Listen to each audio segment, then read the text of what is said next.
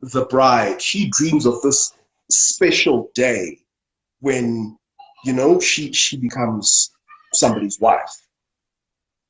More often than not, and these are very sweeping generalizations that I'm making now.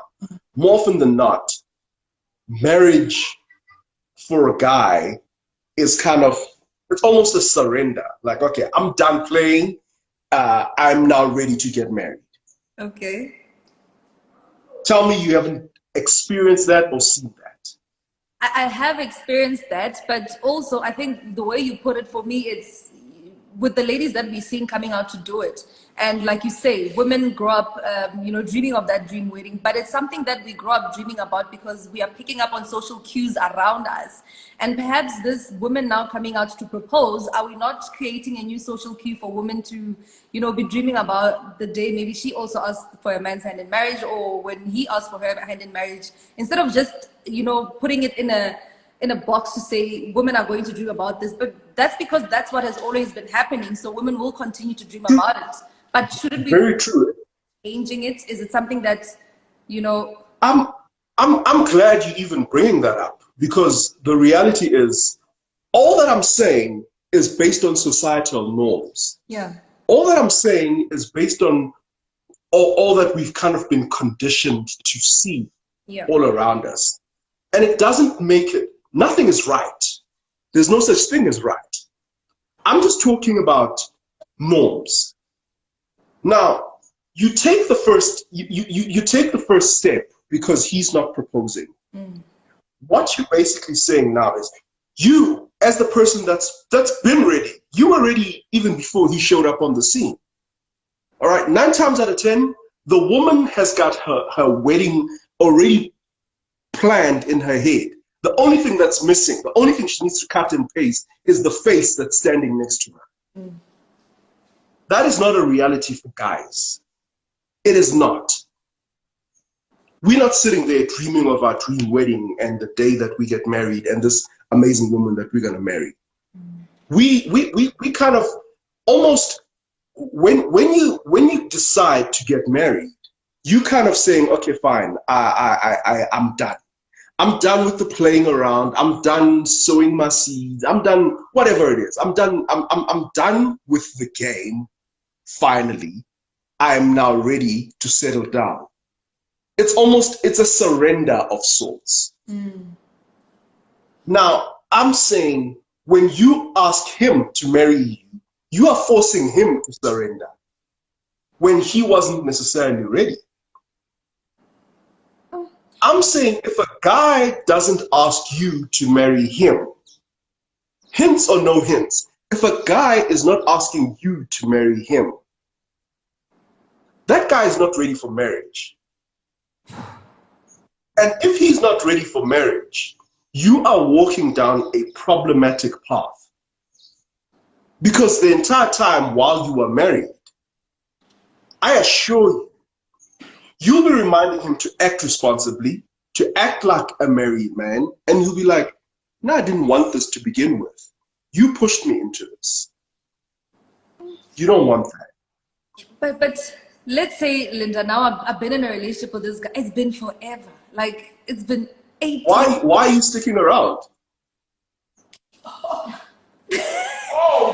Sure. Because love, Linda. Because I love this man, and I keep hoping, and I'm, you know, I'm thinking, you know, it's he's gonna propose, but he just doesn't. Can I then throw cues or hints? But and that for me is irrelevant now, because you already said men just don't get it. But what do I do? Do I just leave? Why are you listen? I'll tell you this right now. Okay, and I've said this many times. The conversation around marriage does not need hints. It needs a conversation. Okay. What you need to be doing as early as possible, the moment you realize in your heart of hearts that I actually think I do want to marry this guy, the first thing you got to ask from him, not where's this going, not are you going to be marrying me or whatever, because that kind of sounds like you're putting pressure. But you ask the question, how do you feel about marriage? How do you feel about marriage in general? Because that could be an eye-opener for you. You could have a conversation with a guy and he says to you, you know what? Actually, I find marriage unnecessary. I don't see why people should get married. Now, you must remember, he's not put in a corner at that point in time. Yeah. It's not even an uncomfortable conversation. You are having a general conversation about the institution of marriage. But in the process, you're going to learn a lot about the person that you are with. See, you can't sit there and think that just because he's staying with you for so long, it means that he wants to marry you.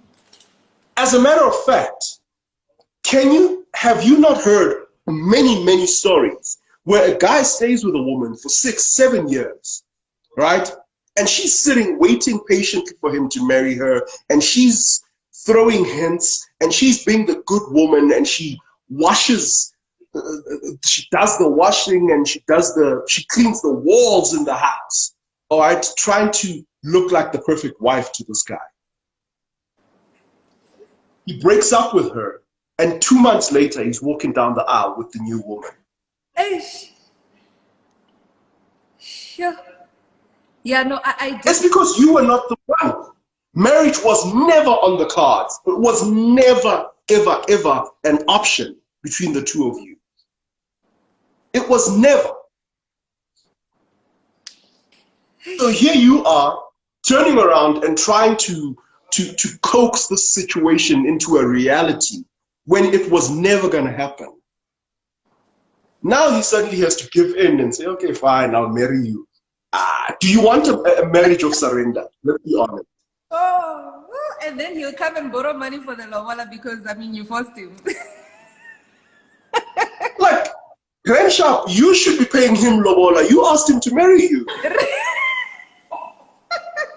You should be paying the lobola. And then what else? Go talk to his parents. No, man. You see, if you're willing to take on a particular role, you've got to take on all that comes with it. Let's be perfectly honest. So if I propose, I write the letter, I take the lobola. If you propose, girl, write the letter, and you know what? You've got to take all that comes with that package. You've got to. So, now when usually they say when you get married, you don't just marry your partner, you marry his entire family. And I am guessing, family has its own ideas, and maybe it has happened that I'm the one who proposed, but he ends up doing everything else. Does that perhaps have a bearing on how the family is going to treat the relationship or treat me as their new makoti? Of course, he's the new makoti.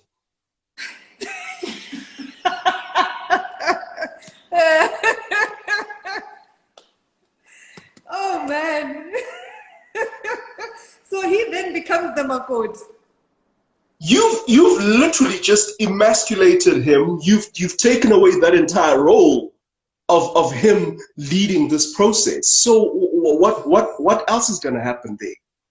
So Linda, but yesterday when we were having a conversation, I did ask our listeners, and also today the people who are viewing this video, what their opinions are on this particular thing. And I think maybe 90, if not 95% of the men who came through said, I don't find a problem with it. In actual fact, they are minimizing my job, They are taking the load off my shoulders. Is it speaking from, understanding, or just a vague kind of thing that people just say at the top of their heads? Does that kind of an opinion come from?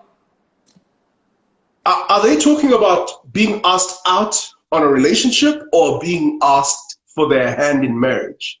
Because like I said, we need to treat those two as completely separate conversations.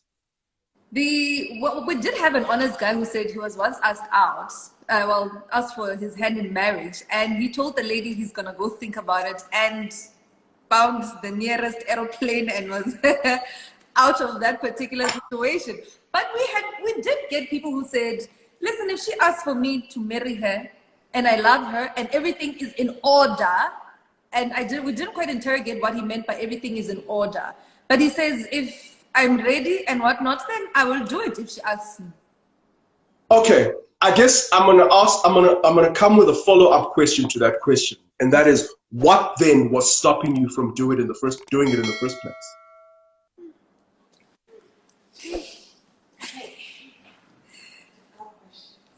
Yo, you're asking tough questions.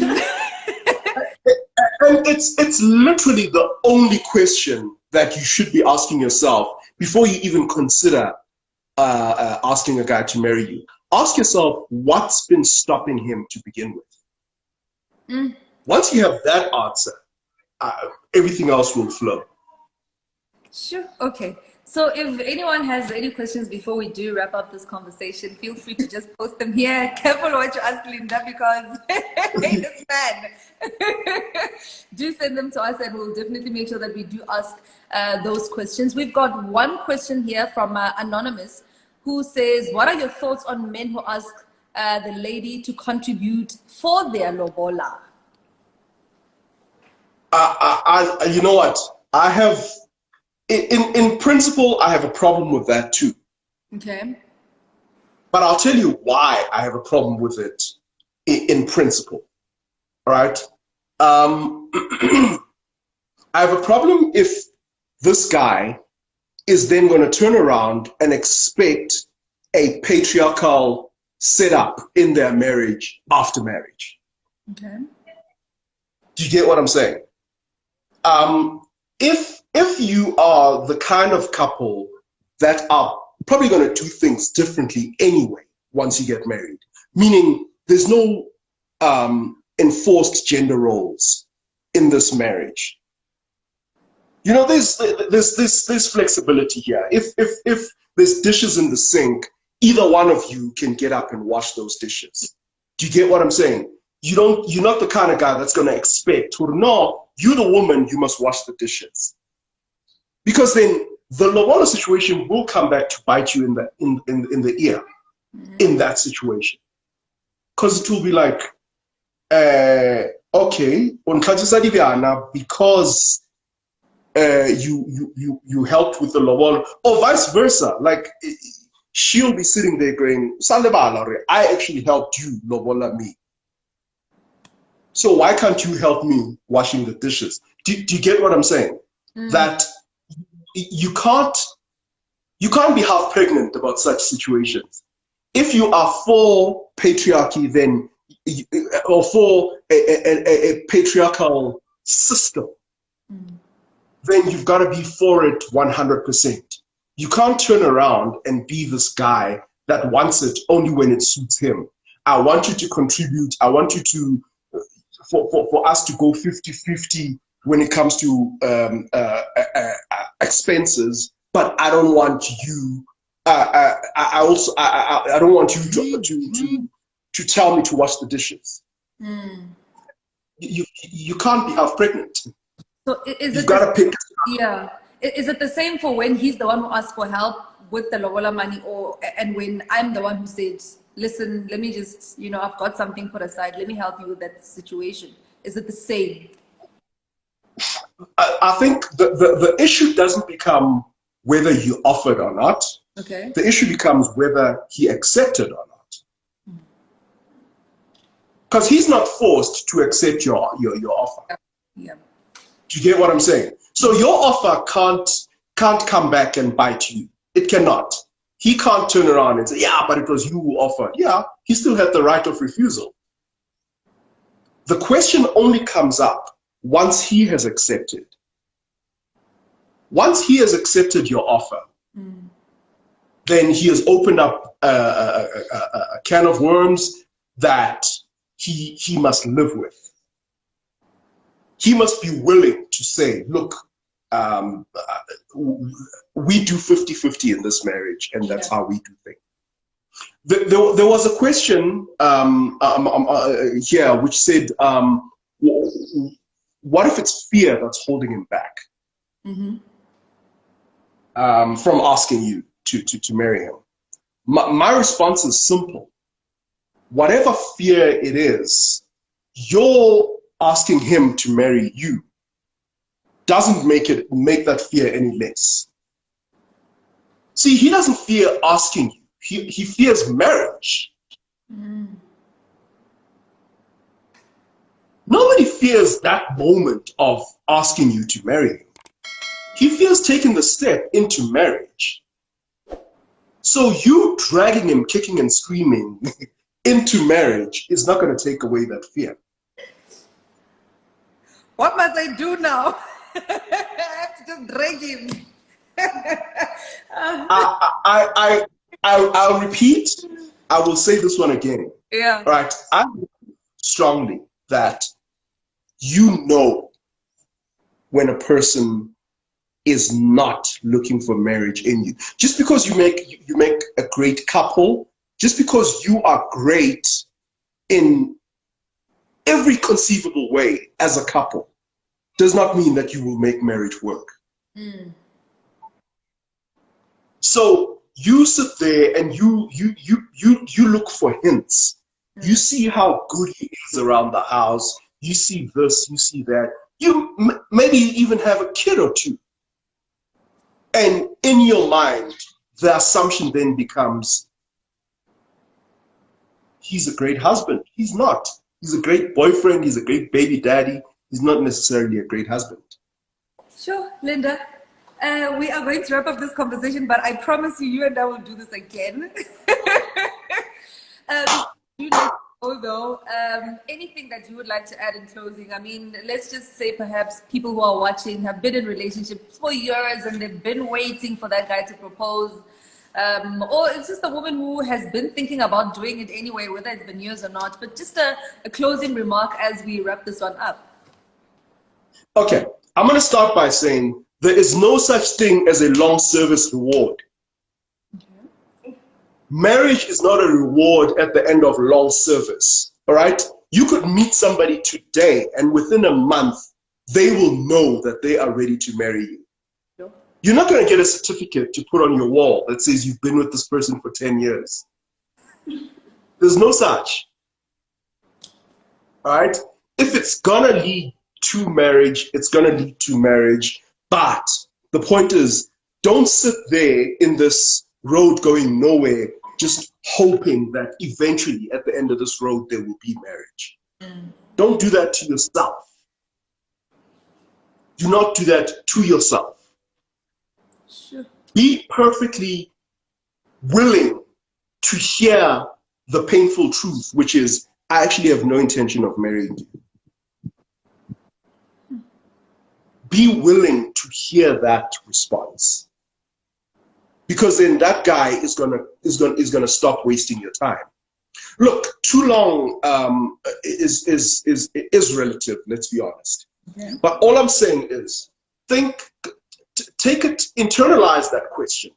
Ask yourself, how long is too long? You know that point where you sit there and think, we've been at this for so long, it's hard for me to now leave. When you are 5'2", that's too long.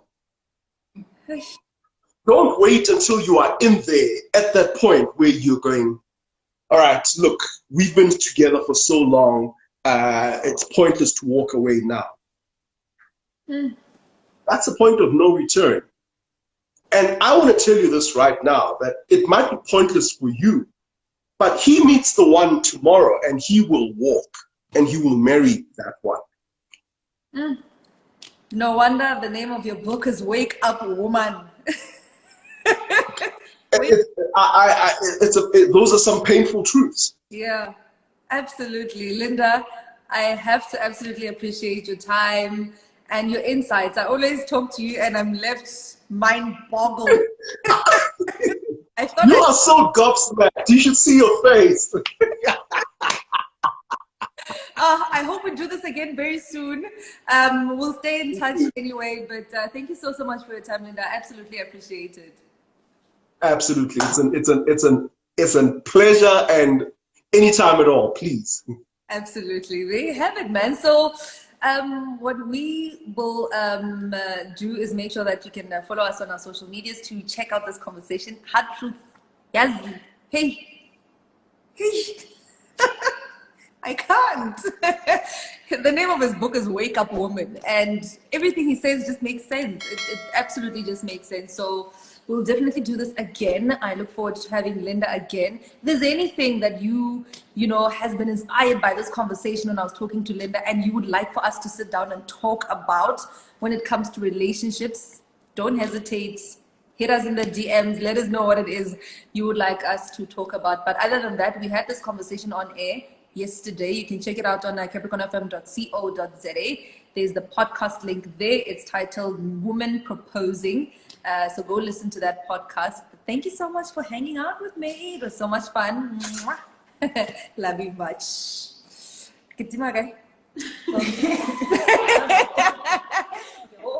Wait,